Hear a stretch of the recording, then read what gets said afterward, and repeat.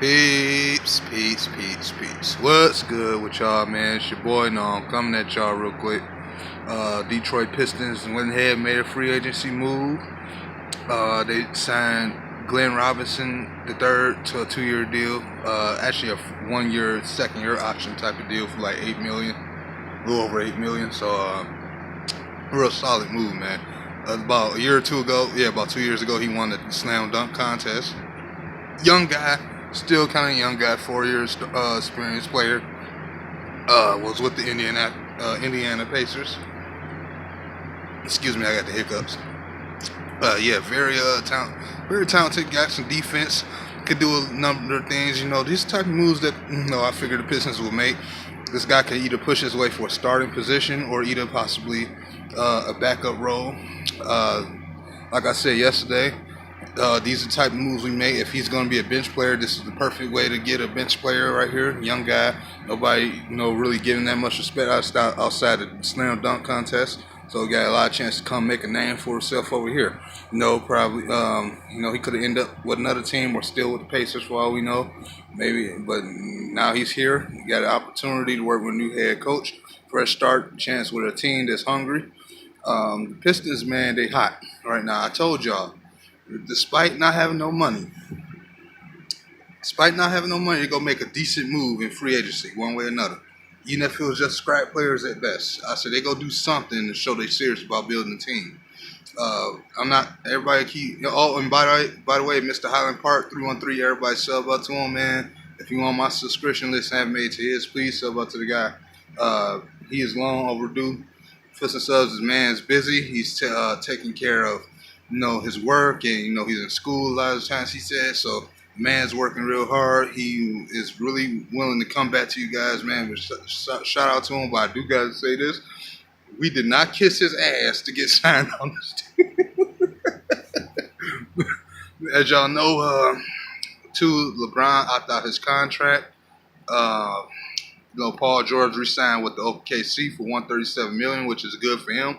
I know it's kind of hard playing with Westbrook sometimes, but at the end of the day, he said what he said. Hey, he want to win a team that don't involve a bunch of celebrities. So specifically LeBron James. So hey, he did what he did. Chris Paul, $160 million, re-signed with Houston Rockets for 4 or 5 years. Some other names got re-signed. Somebody got $147 million deal, I think. I'm trying to see who's that. Somebody named Jojic or something. I'm not sure who it was. Or Nikola Jojic. I don't know somebody got some major money. I don't know who the hell it was. But yeah, man, LeBron opted out his contract with Cleveland. Speculation he going to LA. I think he trying to tempt DeMarcus Cousins to go over there with him. I mean, man, I'm just going to leave the LeBron James thing alone. I'm tired of hearing about it. Let's get back to competitive basketball.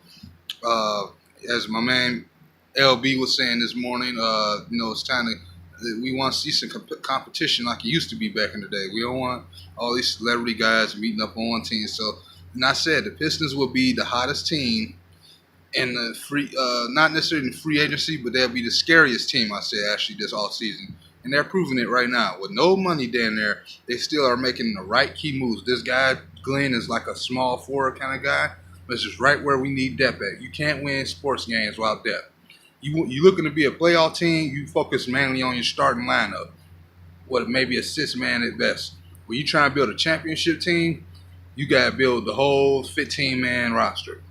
Or at least 10 of the 15-man. So that means you're going to be looking, if you got a big 3 on that starting lineup, then that means that bench you got to have like a decent big 3 as far as their own rights. Like maybe not by name in the NBA, but as far as what they can bring to the team in the scheme that y'all running. So, so it takes pressure off. You got to build money for the whole team, and the Pistons have done that. The right players have the money on this team. Reggie is not that much paid, man. Blake and Dre are the 2 highest paid people on the team. Everybody else is like, in majority of them, with the exception of John Lure, Lance Galloway, and as we know, Reggie Jackson, of course, because he was never drafted by his team. Anybody that's a free agent outside of Reggie Jackson, and that's about it, are draft picks on rookie-type contracts. So it's like, that's good. So we're fine. I think the Pistons will be fine. A lot of people scared that we won't be able to re-sign Stanley next year. I'm not that afraid about it. Dwayne Casey loves him. I think he'll find a way to keep him. Again, the Pistons are like your stingy grandparents. It's like this. Hey, we don't have no money for this and that and this and that and the other.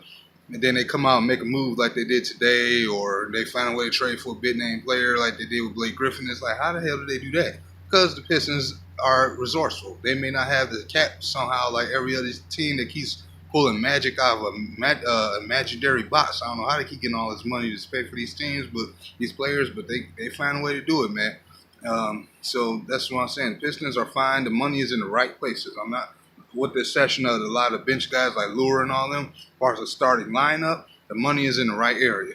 The money is in the right areas. Just getting that bench retooled.